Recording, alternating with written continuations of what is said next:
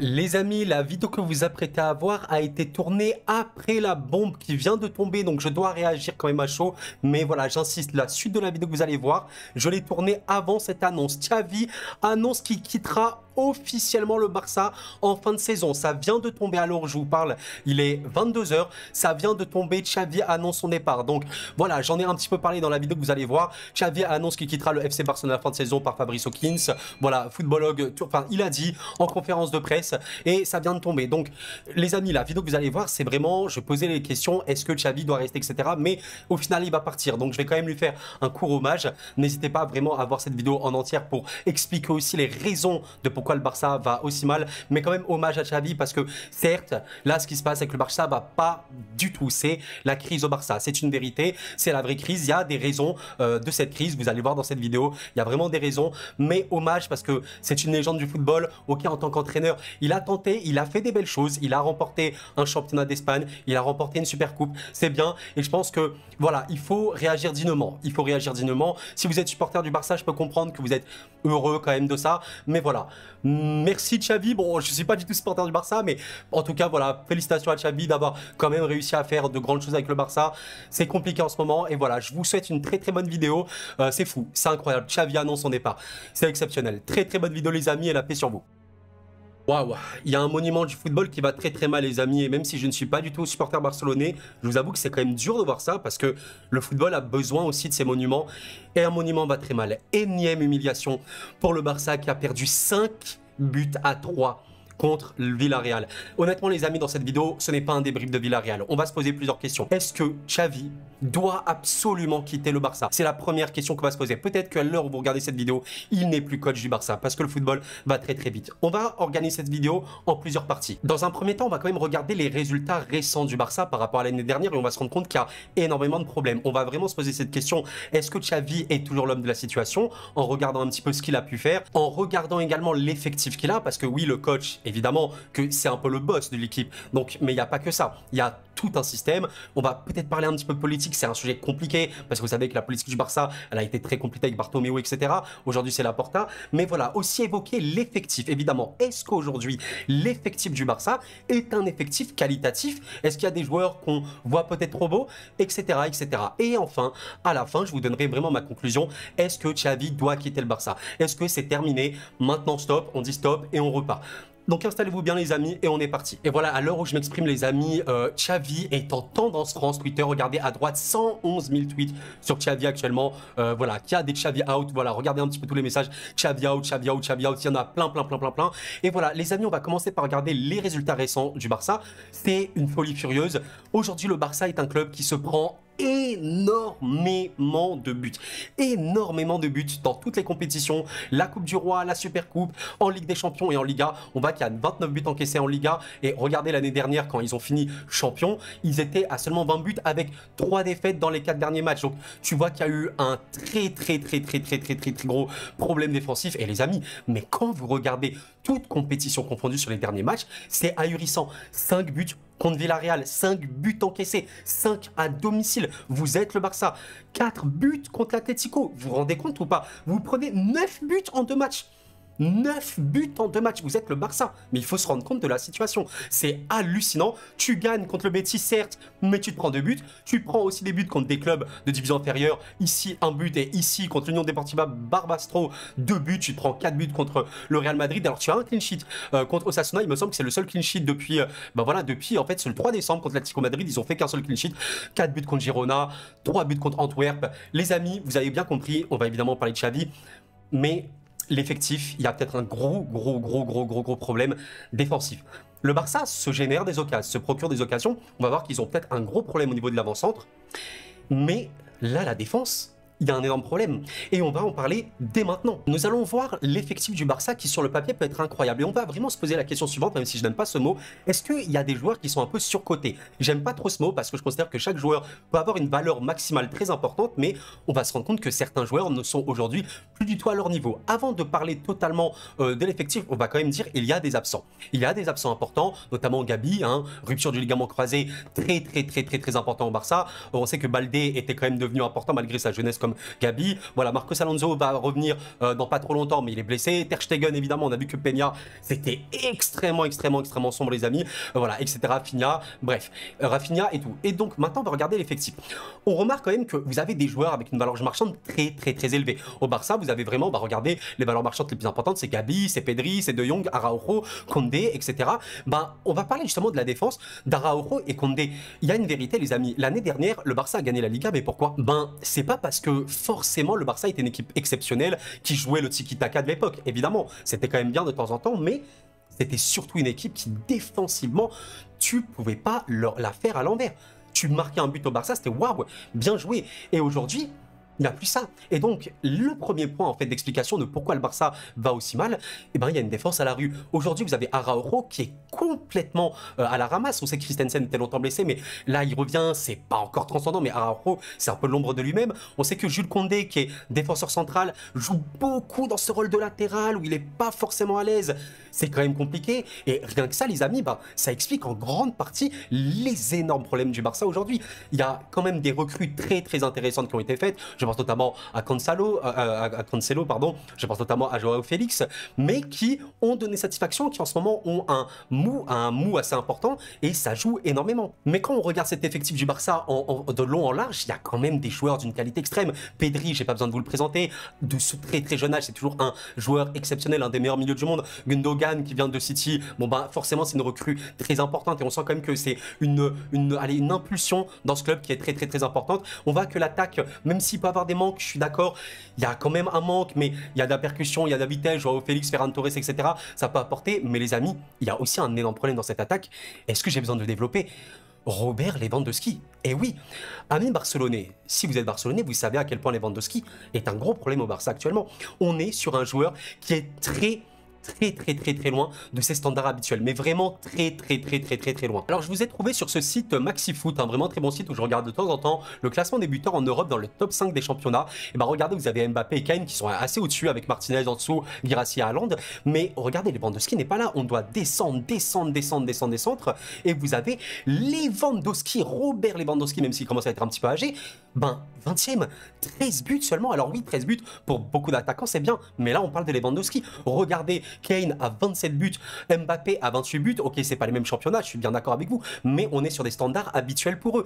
Et là on est sur 2 fois moins, même plus de 2 fois moins pour Lewandowski. Et regardez un petit peu par rapport aux années précédentes, je suis désolé, c'était pas du tout la même chose. Regardez la saison précédente déjà, eh ben, il était au Barça, ok c'était pas non plus le rendement de Lewandowski habituel, parce que au Bayern il faisait beaucoup mieux, mais il était dans le top 3, voilà, il était devant Kane, 33 buts, on va dire, allez, pour une saison où tu t'acclimates, c'est pas si pire, voilà, mais la saison précédente, évidemment, au Bayern, bon bah c'était le meilleur buteur, 50 buts, la saison encore d'avant, et ben c'était également le meilleur buteur, 48 buts, et là, voilà. Donc en fait, les amis, la situation, tu peux l'analyser, on va parler de Xavi, évidemment. Mon avis, il va arriver en fin de vidéo. Mais là, actuellement, vous dites, bon, vous êtes le Barça, c'est très irrégulier, il faut le dire, il y a des matchs, il y a des moments, des actions où tu dis, waouh, ah ouais, ce Barça-là, il ne rigole pas. Tu sais que cette équipe, elle peut faire des dégâts assez énormes. Mais en même temps, la fébrilité défensive que tu dégages aujourd'hui n'est pas digne d'un monument comme le Barça. Et si encore tu marquais plus de buts que l'adversaire, il y a des matchs, oui, où tu arrives, tu mets 3, 4 buts et tu gagnes comme ça. Mais Lewandowski ne plante pas assez. Et ça, c'est une vérité. Je pense que Lewandowski, sur son rendement habituel, ce serait beaucoup plus simple pour le Barça. Mais évidemment, il y aurait toujours cet énorme problème défensif. Donc maintenant, on va essayer de se poser la question, mais pourquoi? Ben oui, pourquoi? Et c'est là où ça commence à devenir compliqué. Parce que pour répondre à cette question pourquoi, il faut connaître beaucoup trop d'éléments que je n'ai pas en ma possession. Le contexte du club, la mentalité des joueurs, la prise du coach sur son effectif, et on va essayer de voir ça quand même maintenant. Si vous voulez mon avis intrinsèque concernant actuellement Xavi, je pense que oui, il n'a plus de prise comme à l'époque au Barça. On va pas oublier quand même un truc, il est là depuis 2021. Bon, quand même, nous sommes en 2024, on arrive à la fin de la saison 23-24, donc il n'est pas là depuis 1 an ou 1 an et demi. Ça commence un petit peu à traîner, voilà, il est arrivé au Barça, et regardez un petit peu son palmarès avec le Barça, et ben, il est là, évidemment pas en tant que joueur, en tant qu'entraîneur. Vous avez un championnat d'Espagne en 2023, donc c'est quand même super, hein, tu as gagné le championnat après 2 saisons, il me semble, d'adaptation. Voilà, tranquillement, tu as réussi et c'était vraiment une très belle victoire pour le Barça, et également une super coupe. Ok, donc en fait, on est quand même sur des bases où tu as vu une progression. Tu t'es dit, bon, ok, Xavi est arrivé. Peut-être que c'était pas forcément fameux tout de suite, mais il y a le temps, on travaille et petit à petit, bah, tu as réussi à faire quelque chose et au final, le Barça a été champion et en plus a gagné la Supercoupe. Donc, tu as eu une bonne avancée. T'as vraiment une bonne avancée, c'est une vérité. Et honnêtement, c'est vraiment dommage pour le Barça de voir une telle avancée. Je vais pas vous montrer cette interview par Bein Sport, mais il disait sur Klopp, comme je le comprends, quand Klopp annonçait qu'il arrêtait le football, voilà, d'ici la fin de saison, il arrêtait, en tout cas, il fait une pause parce qu'il est très fatigué, il a beaucoup donné. Et justement, Xavi, en rigolant, disait qu'il le comprenait parce que c'est très épuisant. C'est vraiment très, très épuisant. Et honnêtement, il y a cette personne-là sur Twitter dit que les joueurs s'en foutent complètement de la fin de saison de Xavi, il est plus respecté, mais tranquille, il a des messages de soutien en interview. En fait, je pense que c'est ça le gros problème, c'est qu'aujourd'hui, la faillite mentale du Barça, elle est extrêmement importante. Je pense vraiment que la volonté de Xavi, les amis, Xavi, le Barça, c'est le club de sa vie. C'est l'amour. Enfin, je veux dire, il a tout donné au Barça. Le Barça a tout donné pour Xavi. C'est une vérité en tant que joueur et en tant qu'entraîneur, il a été accueilli comme un héros. C'est normal. Et honnêtement, il veut réussir dans ce club-là. Ça se voit, mais ça fait mal. C'est vrai que ça fait mal. Je vous montre voilà, ce tweet d'actualité Barça très récemment, le 26 janvier. Je ne comprends pas comment Xavi peut continuer à dire que le chemin est ce qu'on a fait à Bilbao. Voilà, tu sens qu'il y a un flou général. Voilà, on voit là ce tweet de cette personne qui dit c'est une folie. Je n'ai jamais vu une équipe aussi peu combative dans les prolongations face à Bilbao. Aucun plan tactique. J'avais même l'impression qu'il ne voulait pas gagner. Et en fait, les amis, je pense que la question, elle est toute faite. Je vais conclure sur quelque chose de très simple. Vous savez, dans le football, dans la vie en général, la tête, le mental, la psychologie, c'est la base. C'est une des grandes bases de ce monde. Si tu n'as pas dans la tête ce qu'il faut, tu ne peux pas affronter les choses. Et je pense que Xavi, il avait ce crédit. Je dis bien, il avait. Mais à un moment, je sais pas trop quand, mais à un moment, ça n'a pas bien tourné. Peut-être trop de blessures, peut-être des interviews, de plus en plus tu te plains, tu es là, machin et tout. Et honnêtement, bon, tu as le droit de te plaindre, hein, tu fais comme tu veux, tu as des arguments, tu peux te plaindre et tout, mais à un moment, je pense qu'il y a eu cette cassure. Il y a eu ce moment où tu n'as plus réussi à avoir tous tes joueurs, vous savez, comme ça, dans un même cercle, tout le monde est motivé, concentré au maximum. Et aujourd'hui, tu as une équipe qui lâche. Tu as une équipe qui lâche. Mais est-ce qu'on peut vraiment leur en vouloir? Oui, pour certains. Non pour d'autres. Il y a quand même des joueurs très jeunes dans cette équipe. Je vais quand même vous les montrer de manière totalement normale. Il y a des joueurs très jeunes dans cette équipe. Et évidemment, en commençant par Lamine Yamal, les amis, 16 ans. 16 ans, c'est un gamin. Il va bientôt faire 17 ans. Il est tout jeune. Un des meilleurs joueurs du Barça aujourd'hui. C'est dingue, c'est déjà un pilier de cette équipe-là. Et est-ce qu'on peut vraiment en vouloir à des joueurs très jeunes de lâcher? Et honnêtement, bon, j'ai pas vu Lamine Yamal lâcher. Donc c'est vraiment très encourageant pour la suite. Mais je pense que c'est ça. À un moment, il faut qu'il y ait des tauliers. Il faut qu'il y ait des cadres. C'est qui les cadres du Barça aujourd'hui, les amis? C'est qui? On n'est plus à l'époque de Messi, Xavi, Iniesta, Busquets, hein, à l'époque du Prime, etc. Mais où sont et qui sont surtout les tauliers du Barça aujourd'hui, les amis? C'est De Jong? C'est Gundogan? Ouais, ok, pourquoi pas. Il est quand même âgé. Il vient d'une équipe où il a tout gagné, ok. Mais est-ce qu'il y a vraiment tous ces tauliers-là? Et en fait, c'est ça, les amis. Si je dois conclure la vidéo, mon avis, c'est qu'aujourd'hui, honnêtement, et contre cœur, Xavi doit quitter le Barça. Mais pas parce que fondamentalement, c'est un mauvais coach. Sinon, il n'aurait jamais gagné la Liga l'année dernière. Jamais. Mais plutôt que l'emprise n'est plus sur l'équipe. Je pense que trop de pression, on sait que le Barça, c'est évidemment un des clubs les plus médiatisés au monde, évidemment. Et la pression aujourd'hui qu'a le Barça, je ne dis pas que Xavi ne l'assume plus, mais il n'a plus l'effectif en tout cas en main. Il n'a plus l'effectif en main.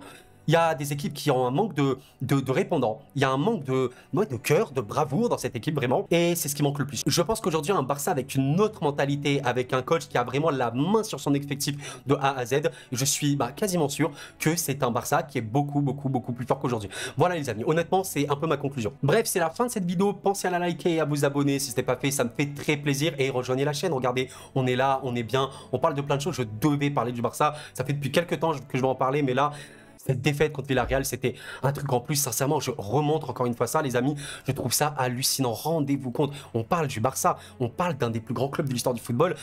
Le downfall de cette équipe est violent. Comment tu peux te prendre autant de buts? Rends-toi compte sur les derniers matchs. 4 buts contre le Real Madrid, 4 buts contre Bilbao, 5 buts contre Villarreal. C'est assez indécent. On est, je pense, sur une des plus grandes crises de l'ère moderne, en tout cas du Barça. C'est assez terrifiant. N'hésitez vraiment pas à me donner votre avis en commentaire. Est-ce qu'on est sur vraiment la crise ultime du Barça? Est-ce que Xavi doit absolument quitter le club? Je pense vraiment que, comme je vous l'ai dit, il doit quitter, mais vraiment parce qu'il n'a plus la main. Et à un moment, quand tu peux plus remettre une dynamique sur tes joueurs, c'est bon quoi, c'est bon. Ou alors tu attends la fin de saison, tu dis allez, cette saison de toute façon elle est gâchée, elle est terminée et on repart vraiment sur des trucs totalement sains très très sain. On passe sur des basses scènes pour la saison prochaine. Je sais pas, est-ce que le Barça a ce temps-là à attendre? Xavi n'est pas là depuis un an et demi, quoi. Il est là quand même depuis 3 ans, bientôt 4, je pense. Enfin, plutôt 3 ans, on va dire. Donc voilà, il faut se poser les bonnes questions et c'est dommage parce que la qualité de cet effectif, les amis, il est réel. Il y a vraiment beaucoup de qualité. Au Barça, je suis peut-être d'accord pour dire qu'il y a des joueurs qui sont un peu trop valorisés. Ils ne sont pas les joueurs qui devraient être, mais on a vu des performances exceptionnelles de ces joueurs-là. Condé a déjà fait des matchs très bons. Araujo a déjà fait des matchs exceptionnellement bons. C'est une vérité. Christensen, évidemment, etc. Aujourd'hui, il y a cette crise mentale. Le Barça va vraiment très mal. Et voilà, il me semble que Xavi avait dit qu'il quitterait le club si jamais il n'a pas de trophée d'ici la fin de saison. Comment tu vas faire pour remporter la Liga avec le Real Madrid et Girona qui est devant toi, sont devant toi? Je ne sais pas les amis, je ne sais pas, mais je ne suis pas du tout supporter du Barça. Encore une fois, moi vous voyez, je suis supporter parisien, il y a mon maillot ici. Mais je respecte tous les clubs. Voilà, et le Barça aujourd'hui, bah, ça fait quand même mal au cœur parce que c'est un monument du football. Et je pense que les monuments du football doivent bien vivre. Voilà, pour le bien du football. Vous savez, il y a des nouveaux clubs hein, qui naissent, qui émergent, qui sont de plus en plus puissants. Et oui, ok, il en faut aussi, mais n'oublions jamais les monuments ultimes du football. Et aujourd'hui, vous êtes supporter du Barça, je pense que vraiment, waouh, vous devez vraiment pas vous amuser. Vraiment pas vous amuser en regardant le Barça. C'est des cycles. C'est des cycles. Il y a un temps où le Barça était la meilleure équipe du monde, de très loin. Bah, je considère que, vous savez, le Barça de Pep, notamment pendant une époque, c'était pas loin d'être la plus grande équipe de club de tous les temps, en tout cas une des meilleures, en tout cas de ce siècle. Excusez-moi si le micro bouge. Voilà, c'est assez indécent. Il y a eu ensuite une ère très bonne avec Luis Enrique, etc. Il y a eu plein de belles choses. Mais ouais, petit à petit, voilà. Iniesta part, Xavi part, Messi part. Busquets sur la fin, c'était très compliqué. Voilà aujourd'hui. Manque de taulier, manque de volonté, de mentalité. Et ce club va très mal. C'est un monument qui est en souffrance, les amis. C'est un monument qui est en souffrance. Bref. Merci d'avoir suivi la vidéo, les amis. Force au Barça, force supporter du Barça.